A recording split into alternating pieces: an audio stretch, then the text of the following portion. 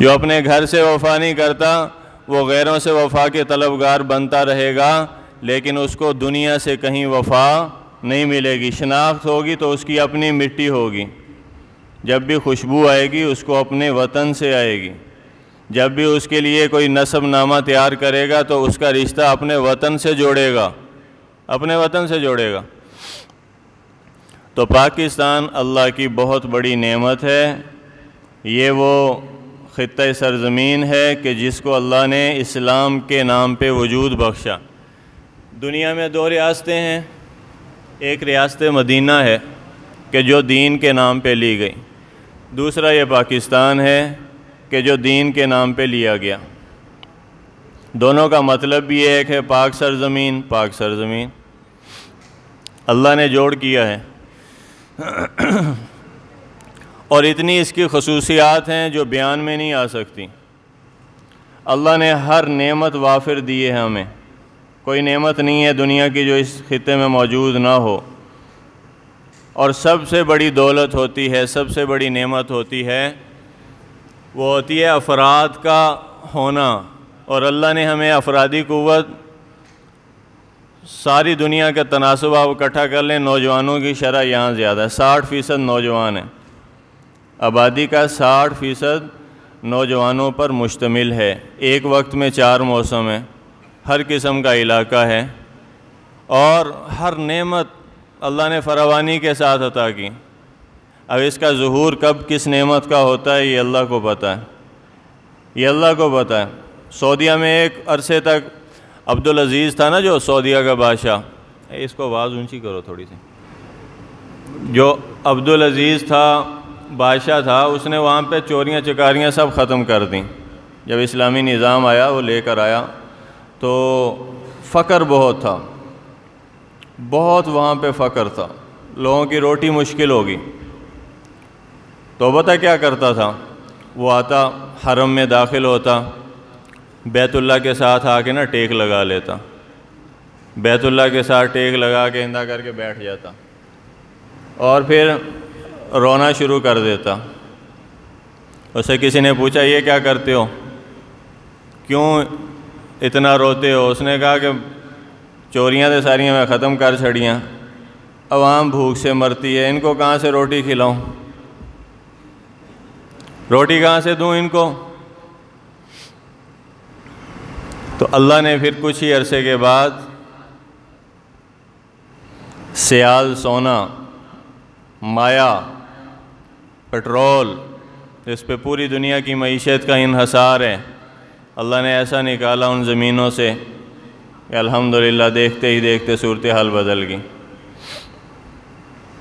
تو کب کس خزانے کا ظہور ہوگا اللہ کو پتہ ہے، لیکن اتنا ہمیں پتہ ہے کہ نام اسلام کا تھا، ٹائٹل کلمہ پاک کا تھا، وطن مسلمانوں کا تھا، جذبے یہ تھے کہ اسلام ہوگا، نہیں ہو سکا الگ بات ہے، کمیاں کوتاہیاں ہیں الگ بات ہے۔ خطہ بڑا خوبصورت ہے، سرزمین بہت قیمتی ہے، اور لوگوں کے یہ جذبات ہوتے تھے اس مٹی سے کہ جب وہ بارڈر کو کراس کرتے تھے، داخل ہوتے تھے تو سجدے کیا کرتے تھے۔ پاکستان وہاں بھی حج ہے، وہاں بھی مدارس تھے، خانقاہیں تھیں، مسجدیں تھیں، وہاں بھی سجدے ہوتے تھے، تلاوتیں ہوتی تھیں، سب کچھ ہوتا تھا۔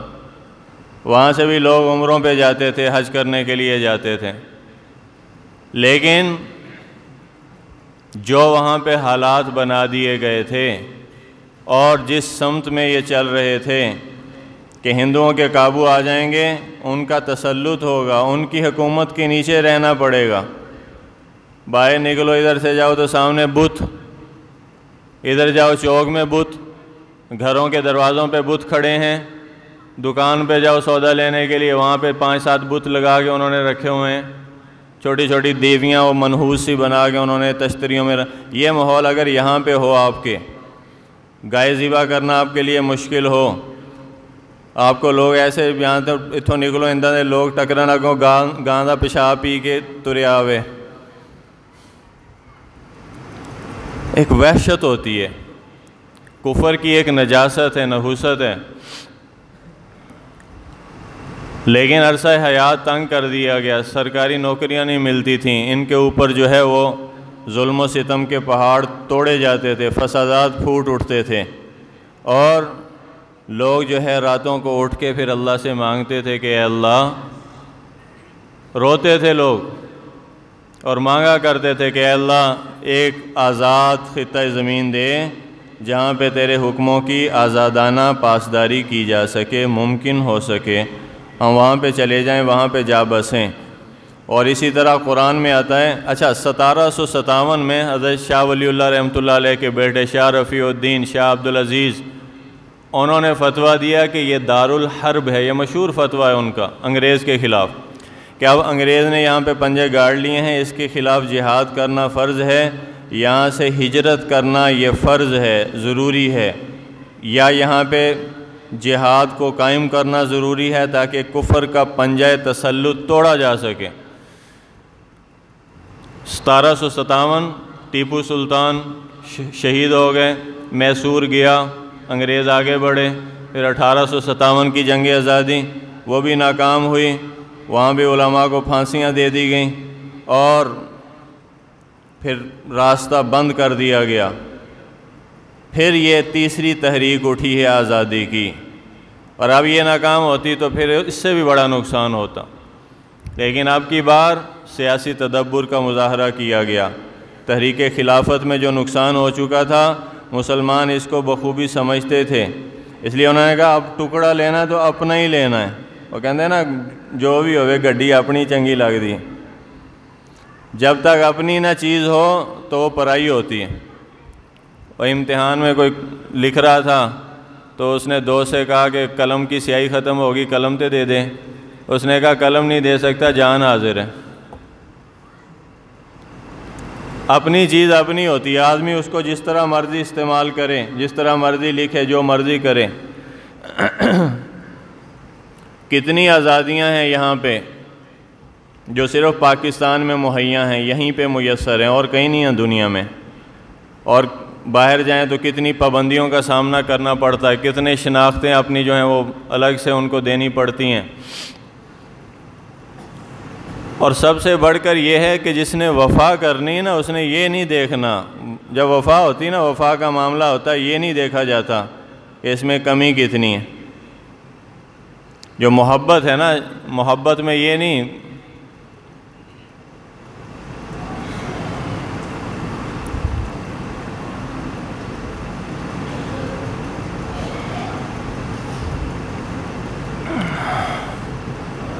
تو آپ صلی اللہ علیہ وسلم کی محبت میں جیسے صحابہ جانیں دیتے تھے، قربانیاں پیش کرتے تھے، تو جس کے دل میں ملک کی عظمت ہے، اپنے وطن کی عظمت ہے، اپنے ملک سے وفا ہے، محبت ہے، وہ کبھی پاکستان کو برا، بولو بھئی اچھی بات نہ بولو نا، یہ ایک ہی پیغام لے جاؤ، وہ کبھی پاکستان کو، اپنے ملک کو برا نہیں کہے گا، وہ کبھی اس کے جھنڈے کو آگ نہیں لگائے گا، وہ کبھی یہ نہیں کہے گا پاکستان نے سانو کی دیتا۔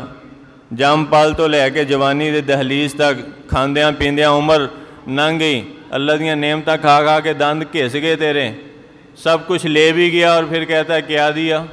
نافرمان اولاد باپ سے یہی کہتی ہے گریبان پکڑ کے، تو ساڑے واسطے کی بنایا ساری عمر واسطے، ساڑے واسطے۔ اسے نافرمان سے پوچھ، نکمے سے، کہ تو نے اپنے لیے کیا کیا ہے؟ باپ کا جو گریبان پکڑتا ہے، تو نے کیا کیا ہے؟ تو ضرورت تو اس امر کی تھی ہم دیکھتے کہ ہم نے پاکستان کو کیا دیا۔ تقابل کرنا ہے تو یہ دیکھو کہ اس نے 15 لاکھ اہل ایمان کا خون کم و بیش جو اس کی بنیادوں میں ہے، دنیا میں اندازہ کوئی ملک نہیں، ایسی فضائیں کوئی نہیں ہیں، ایسے راستے کوئی نہیں ہیں، ایسی سرزمین کوئی نہیں ہے، ایسے مٹی کھیت کھلیان کوئی نہیں ہے جو لاکھوں اہل ایمان کے خون سے تر بتر ہوں، جنہوں نے اپنی قربانیاں پیش کی ہوں، اپنے مستقبل پیش کیے ہوں، اپنی عزتیں پیش کی ہوں، اپنے گھر بار لٹائے ہوں۔ ان سے جا کے پوچھو کہ پاکستان کی کیا قدر، ان سے پوچھو نا جا کے۔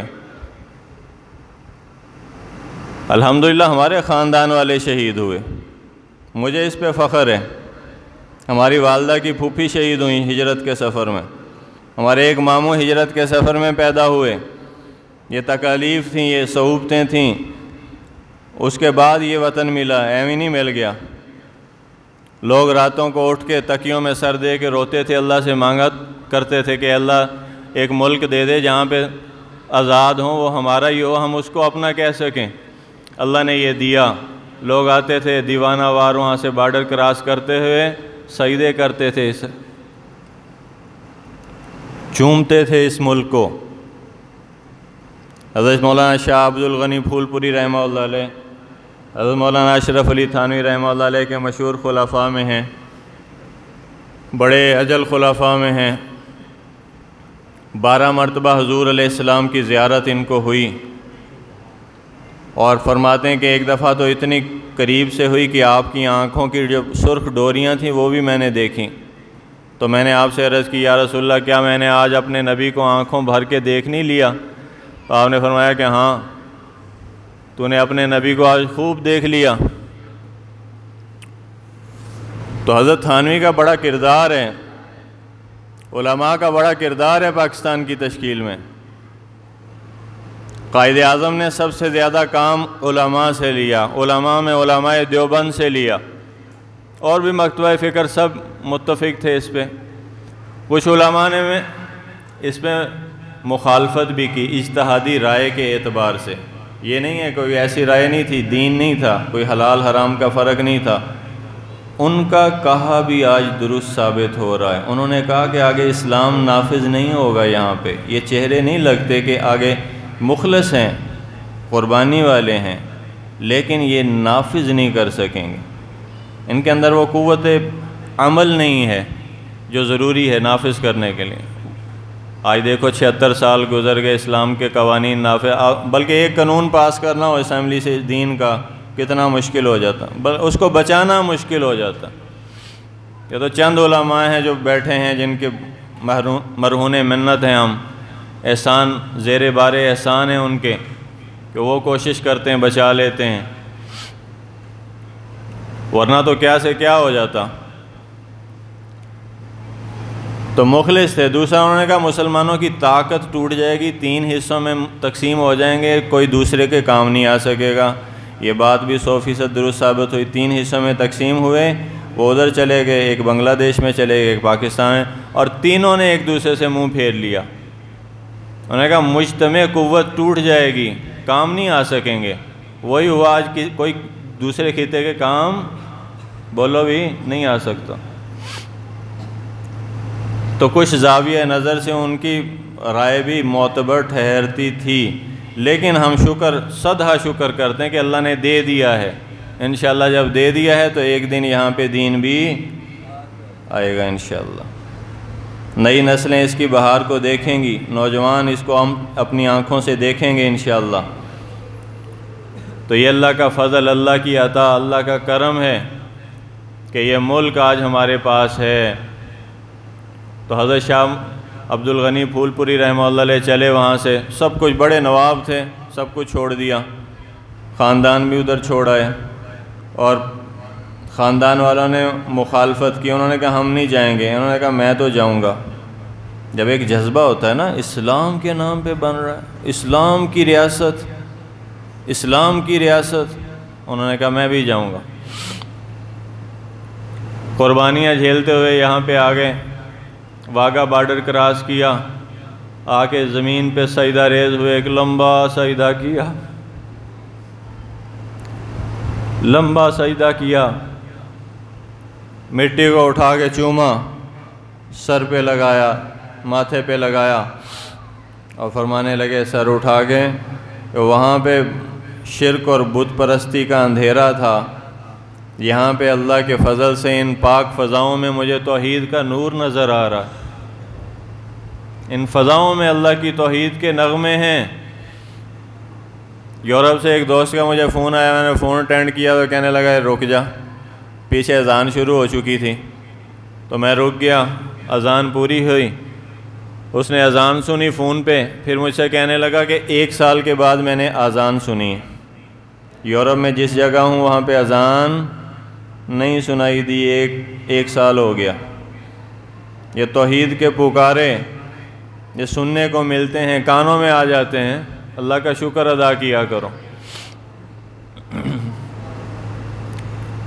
گناہ کرتے ہوئے آدمی کے کانوں میں اذان آ جاتی۔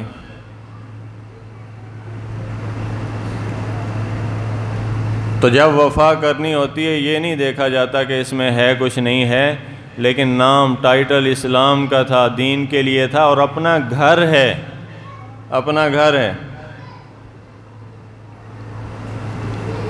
اور پھر حضرت سارا کچھ پاکستان پہ وار دیا، 65 کی جنگ آ گئی، شروع ہو گئی۔ حضرت طویل العمر ہو چکے تھے، ضعیف ہو چکے تھے، فالج گر چکا تھا، جسم بیکار ہو چکا تھا، اور چارپائی کی نظر ہو گئے تھے۔ مریدین سے فرمایا کہ مجھے ایسے ہی اٹھا کے بارڈر پہ لے جاؤ، وہاں پہ جا کے میری چارپائی رکھ دو، میں اور کچھ نہیں کر سکتا، لیکن ایک توپ میں گولا ڈال کے اس کا فیتہ میرے ہاتھ میں پکڑا دینا، میں وہ تو کھینچ سکتا ہوں۔ اس ملک کے بقا کے لیے، تحفظ کے لیے، جہاد فی سبیل اللہ میں اسلامی ریاست کی بقا اور تحفظ کے لیے، جیسے مدینہ کے دفاع میں تلواریں اٹھائیں صحابہ نے، پاکستان کے دفاع میں یہ تو کر سکتا ہوں، اور میں یہ کروں گا، وہ ان کے دشمنوں پہ جا کے گولا گرے گا، پھر ادھر سے گولا وہ کریں گے، اور وہ مجھے آ کے لگے گا، اور میں اللہ کے راستے میں شہید ہو جاؤں گا، اسلام کے نام پہ، دین کے نام پہ۔ تو اس لیے محترم عزیزوں، یہ وہ ملک ہے، یہ وہ وطن ہے کہ جس سے ہماری امیدوں کی ڈوریاں ہیں بندھی ہوئی، اس سے ہمارا مستقبل بھی وابستہ ہے۔ اور یقین مانو جس دن ہم بدل جائیں گے نا، سیاسی پارٹیوں کو چھوڑ کے، جس دن میں بدل جاؤں گا، آپ بدل جائیں گے، معاشرہ بدل جائے گا، معاشرہ بدلے گا، پاکستان بدل جائے گا۔ اس کے بدلنے میں کوئی دیر نہیں لگے گی انشاءاللہ۔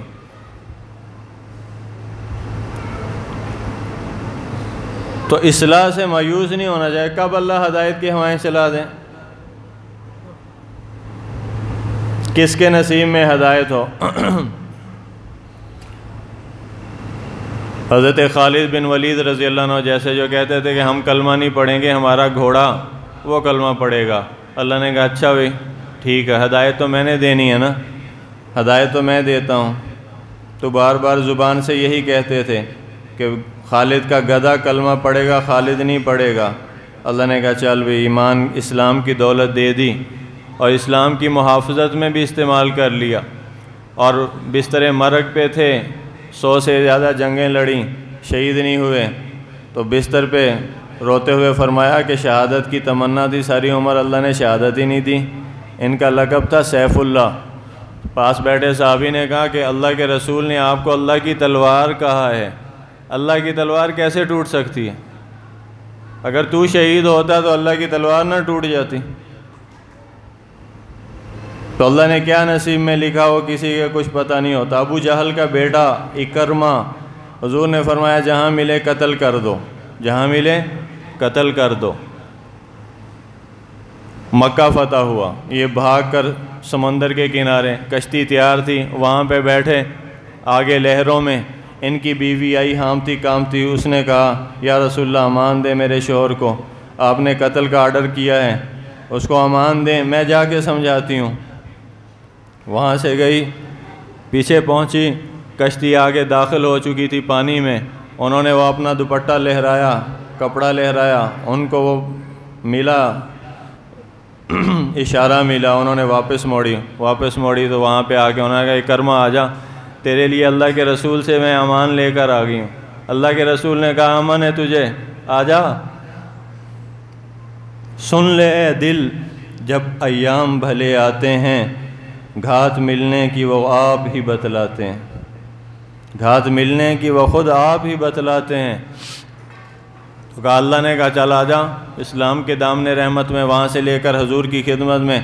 حضور نے جب دیکھا کہ آ رہے ہیں، آپ نے صحابہ سے کہا دیکھو اکرمہ آ رہا ہے، اس کے والد ابو جہل کو کسی نے گالی نہیں دینی، اس کے سامنے برا نہیں کہنا، مبادا کہ یہ برا مان جائے، اس کو اسلام کے دامن رحمت میں داخل ہونے دو۔ آئے، آپ اپنی بے بسی کا اظہار کیا، حضور کا کلمہ پڑھا، اسلام میں داخل ہوئے، کتنا اللہ نے ان سے کام لیا، کچھ پتہ نہیں۔ عمر رضی اللہ عنہ تلوار اٹھائی، کہاں جا رہے ہو؟ کہا محمد صلی اللہ علیہ وسلم کو آج قتل کر کے آؤں گا، معاذ اللہ، اسلام کی جڑ کاٹ دوں گا۔ اللہ نے کہا آجا پھر۔ اللہ کے رسول نے تو جمعرات کو دعا کی کوہ صفا پہ چڑھ کے، اے اللہ عمر یا ابو جہل دونوں میں سے ایک سے اسلام کو عزت عطا فرما۔ اللہ نے کہا چل بھی، میں نے اس کے لیے قبول کر لی، آجا۔ اللہ کا غیبی نظام۔